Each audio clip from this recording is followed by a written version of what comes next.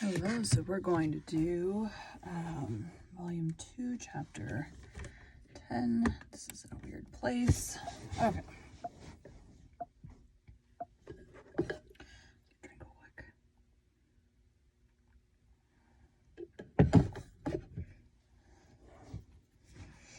Decided to keep my hair down today, at least for now, until I'm dying of heat stroke in here later today recording. We'll see.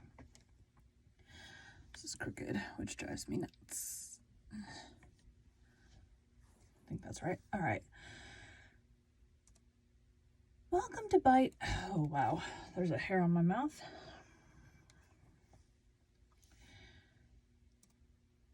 Welcome to Bite at a Time Books, where we read you your favorite classics one bite at a time. My name is Bree Carlisle, and I love to read and wanted to share my passion with listeners like you. All of the links for our show are in the show notes. Today, we will be continuing Emma by Jane Austen. I'm going to try something new. So, technically on narration, you're supposed to have breaths in there, like within reason breaths. So we're going to try that and see what happens. Austen. Chapter 10. The appearance of the little sitting room as they entered was tranquility itself. Mrs. Bates, deprived of her usual employment, slumbered on one side of the...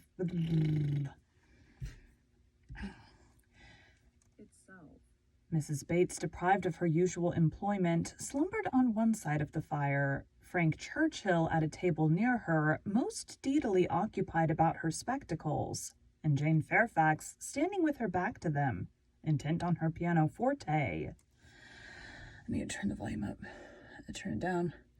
I listened to something earlier. Everybody in the house is asleep. Forte. Busy as he was, however, the young man was yet able to show a most happy countenance on seeing Emma again. "This is a pleasure," said he, in a rather low voice, "coming at least 10 minutes earlier than I had calculated. You find Calculated. You find me trying to be useful. Tell me if you think I shall succeed." "What?" said Mrs. Weston. "Have you not finished it yet? You would not earn a very good livelihood as a working silversmith at this rate." I don't know what's going on with my throat today. Allergies, probably. This rate. "I have not been working uninterruptedly," he replied. "I have been assisting Miss Fairfax in trying to make her instrument stand steadily. It was not quite firm. An unevenness in the floor, I believe. You see, we have been wedging one leg with paper. This was very kind of you to be persuaded to come. I was almost afraid you would be hurrying home." Listen how that sounds. Firm. An unevenness in the floor, I believe. You see, we have been wedging one leg with paper. This was very kind of you to be persuaded to come. I was almost afraid you would... I don't like it. Go back to how I'm used to doing it. Start all over again. Welcome to Bite at a Time Books, where we read you your favorite classics one bite at a time. My name is Bree Carlisle, and I love to read and wanted to share my passion with listeners like you.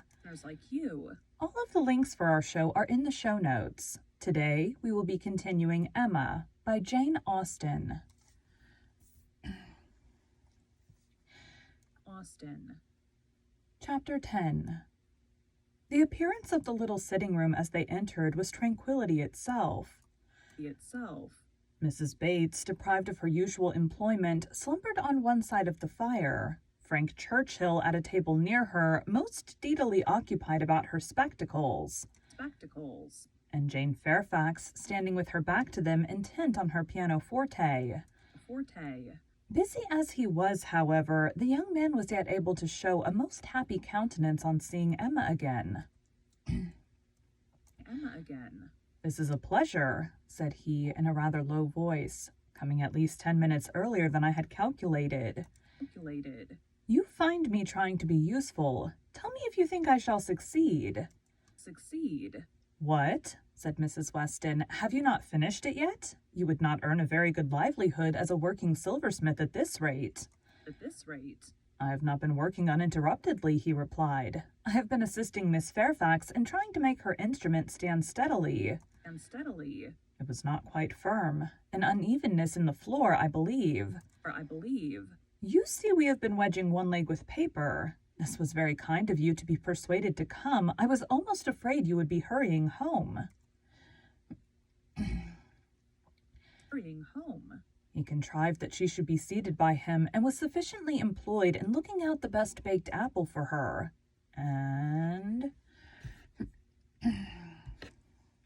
Apple for her. And trying to make her help or advise him in his work, till Jane Fairfax was quite ready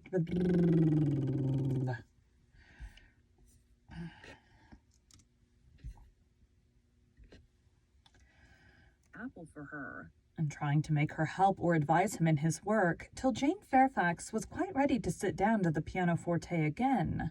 That she was not immediately ready, Emma did suspect to arise from the state of her nerves. She had not yet possessed the instrument long enough to touch it without emotion. She must reason herself into the power of performance, and Emma could not but pity such feelings, whatever their origin, and could not but resolve never to expose them to her neighbor again.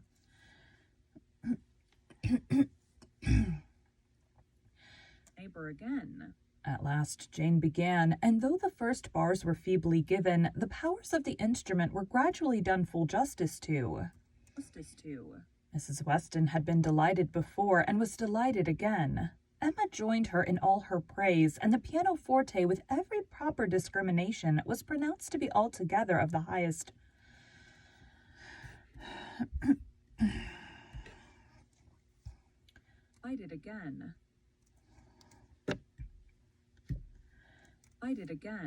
Emma joined her in all her praise, and the pianoforte, with every proper discrimination, was pronounced to be altogether of the highest promise.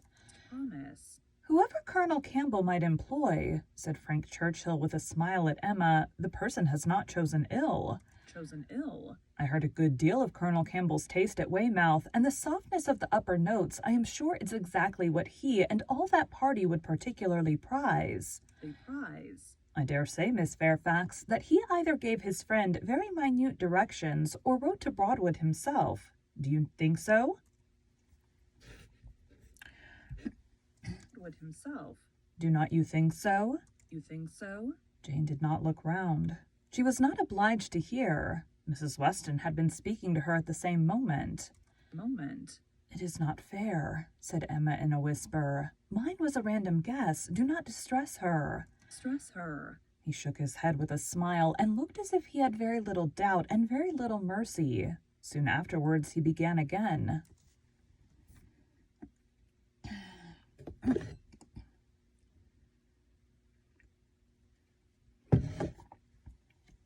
You know how, when you learn how to do something, and you do it the same way over and over again because it's the way that works for you. It's the way that seems to work quickly.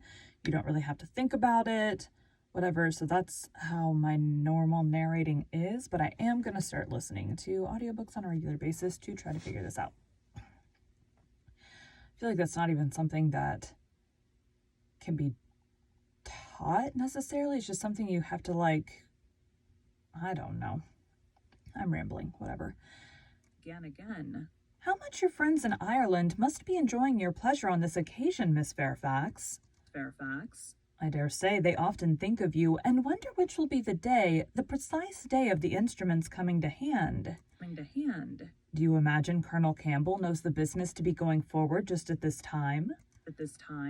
Do you imagine it to be the consequence of an immediate commission from him, or that he may have sent only a general direction, an order indefinite as to time, to depend upon contingencies and conveniences?" He paused. She could not but hear. She could not avoid answering. "Till I have a letter from Colonel Campbell," said she in a voice of forced calmness, "I can imagine nothing with any confidence. It must all be conjecture." Conjecture. Aye, sometimes one conjectures right, and sometimes one conjectures wrong. conjecture's wrong. I wish I could conjecture how soon I shall make this rivet quite firm. Quite firm. What nonsense one talks, Miss Woodhouse, when hard at work, if one talks at all. Your real workmen, I suppose, hold their tongues, but we gentlemen laborers, if we get hold of a word— Of a word. Miss Fairfax said something about conjecturing. There, it is done. I have the pleasure, madame, to Mrs. Bates, of restoring your spectacles healed for the present. The present. He was very warmly thanked both by mother and daughter. To escape a little from the latter, he went to the pianoforte and begged Miss Fairfax, who was still sitting at it, to play something more. Something more. If you are very kind, said he, it will be one of the waltzes we danced last night. Let me live them over again. Over again. You did not enjoy them as I did. You appeared tired the whole time. Whole time. I believe you were glad we danced no longer, but I would have given worlds, all the worlds one ever has to give, for another half hour. Half hour. She played. What felicity it is to hear a tune again which has made one happy. By mistake, not that was danced at Weymouth. At Weymouth. She looked up at him for a moment, colored deeply, and played something else. Something else. He took some music from a chair near the pianoforte and, turning to Emma, said, Emma said, Here is something quite new to me. Do you know it? Kramer. And here are a new set of Irish melodies. Melodies. That, from such a quarter, one might expect. This was all sent with the instrument. The instrument. Very thoughtful of Colonel Campbell, was not it? He knew Miss Fairfax could have no music here. Music here. I honor that part of the attention particularly. It shows it to have been so thoroughly from the heart. Nothing hastily done. Nothing incomplete. Incomplete. True affection only could have prompted it. Prompted it. Emma wished he would be less pointed, yet could not help being amused, and when on glancing her eye towards Jane Fairfax, she caught the remains of a smile. A smile. When she saw that with all the deep blush of consciousness, The smile. When she saw that with all the deep blush of consciousness there had been a smile of secret delight, she had less scruple in the amusement and much less compunction with respect to her. Respect to her. This amiable, upright, perfect Jane Fairfax was apparently cherishing very reprehensible feelings. Feelings. He brought all the music to her, and they looked it over together. Emma took the opportunity of whispering,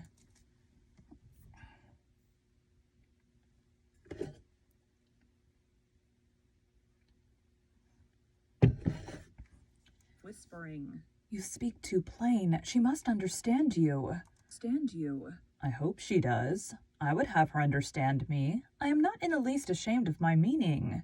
My meaning. But really, I am half ashamed and wish I had never taken up the idea. The idea. I'm very glad you did, and that you communicated it to me. I have now a key to all her odd looks and ways. Leave shame to her. If she does wrong, she ought to feel it. To feel it. She is not entirely without it, I think. Did I think? I do not see much sign of it. She is playing Robin Adair at the moment. His favorite. Favorite. Shortly afterwards, Miss Bates, passing near the window, descried Mr. Knightley on a horseback not far off. Far off. Mr. Knightley, I declare, I must speak to him if possible, just to thank him. To thank him. I will not open the window here. It would give you all cold, but I can go into my mother's room, you know. Mother's room, you know. I dare say he will come in when he knows who is here. Quite delightful to have you all meet so. Our little room so honored. So honored.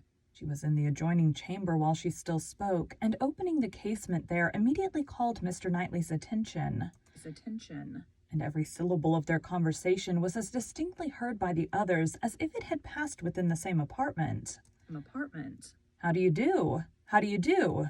Very well, I thank you. So obliged to you for the carriage last night.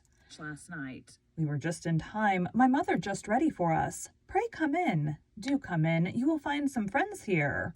Friends here. So began Miss Bates, and Mr. Knightley seemed determined to be heard in his turn, for most resolutely and commandingly did he say, Did he say? How is your niece, Miss Bates? I want to inquire after you all, but particularly your niece. How is Miss Fairfax?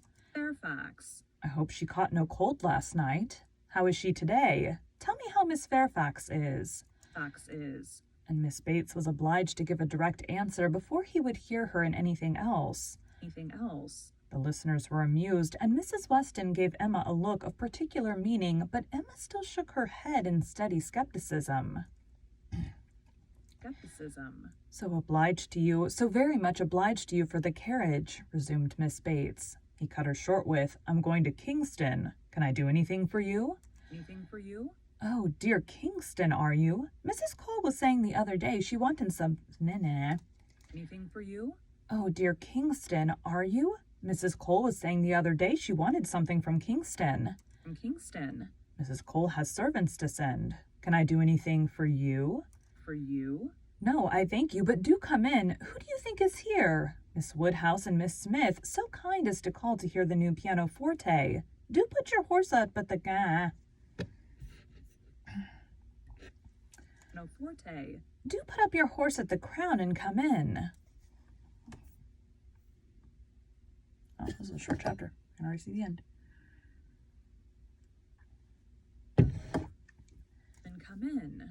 Well, said he in a deliberating manner, for 5 minutes, perhaps. Perhaps. And here is Mrs. Weston and Mr. Frank Churchill, too. Quite delightful. So many friends. Any friends? No, not now, I thank you. I could not stay 2 minutes. I must get on to Kingston as fast as I can. As I can. Oh, do come in. They will be so very happy to see you. Happy to see you.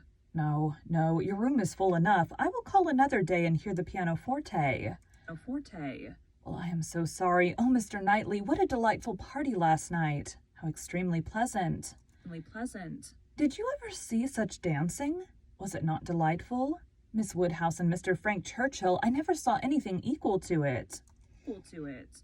Oh, very delightful indeed. I can say nothing less, for I suppose Miss Woodhouse and Mr. Frank Churchill are hearing everything that passes. And, raising his voice still more, I do not see why Miss Fairfax should not be mentioned too.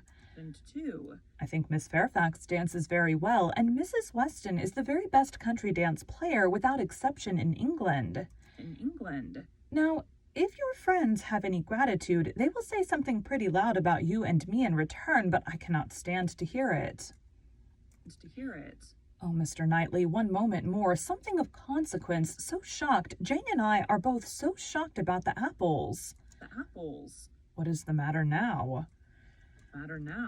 To think of your sending us all your store apples. You said you had a great many, and now you have not one left. We are really so shocked. Mrs. Hodges may be well angry.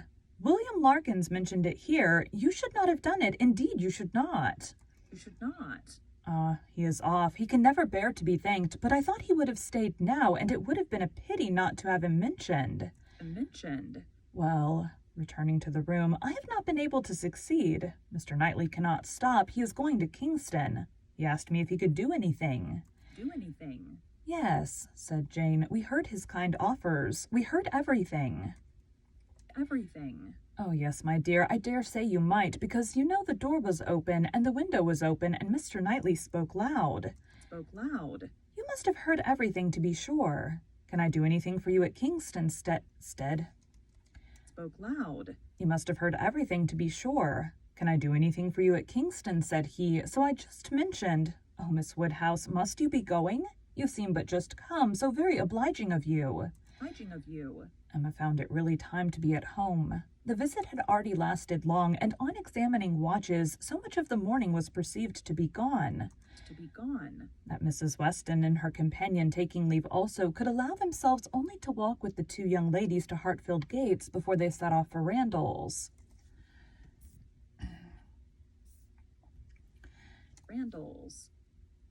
Thank you for joining Bite at a Time Books today, while we read a bite of one of your favorite classics. All of the links for our show are in the show notes.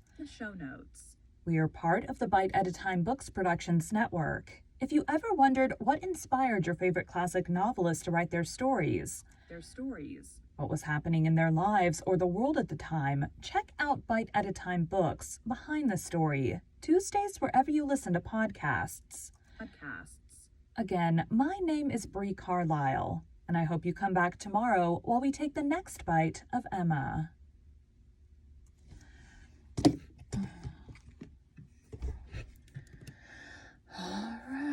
Thanks, guys.